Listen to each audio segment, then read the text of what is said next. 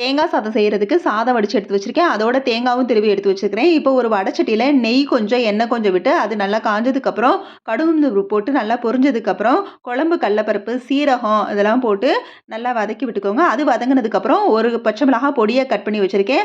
அதையும் போட்டு நல்லா வதக்கிவிட்டோம். அதோட திருவின இஞ்சியும் போட்டு வதக்கி விட்டுக்கோங்க. ஒவ்வொன்னையும் போட்டு, போட்டு லைட்டா வதக்கி விட்டுக்கோங்க. இப்போ உடைச்ச முந்திரி பருப்பையும் போட்டு நல்லா வதக்கி விட்டுட்டு, அதோட கருவேப்பில, வத்தல் காரத்துக்கு வத்தல் சேர்த்துக்கங்க. போட்டு அத நல்லா வதக்கி விட்டுட்டு, பெருங்காயம் போட்டு நல்லா வதக்கி விட்டுட்டு, துருவுன தேங்காவ இப்ப போட்டு ஒரு 2 நிமிஷம் அந்த ஸ்மெல் போற வரைக்கும் மட்டும் வதக்கி விட்டுருங்க. ரொம்ப வந்து நிறம் மாறுற அளவுக்கு வச்சுக்காதீங்க. இப்ப நம்ம வடிச்ச சாதத்தையும் அதோட போட்டுக்கலாம். இப்ப நானு டெய்லி நம்ம செய்ற சாப்பாடு அரிசி தான் போட்டிருக்கேன். பிரியாணி சீரக சம்பா, பாஸ்மதி அரிசி எது வேணாலும் போட்டுக்கலாம். ரொம்ப நல்லாயிருக்கும். இப்ப லாஸ்ட்டா வந்து நெய் ஊத்தி ஒரு ஒரு தடவ நல்லா பெரட்டி எடுத்துட்டு, அதோட கொத்தமல்லி தழையும் தூவி இறக்கிக்கலாம். அவ்வளோதான். இந்த வீடியோ பிடிச்சிருந்தா லைக் பண்ணுங்க, ஷேர் பண்ணுங்க. மறக்காம சப்ஸ்கிரைப் பண்ணுங்க.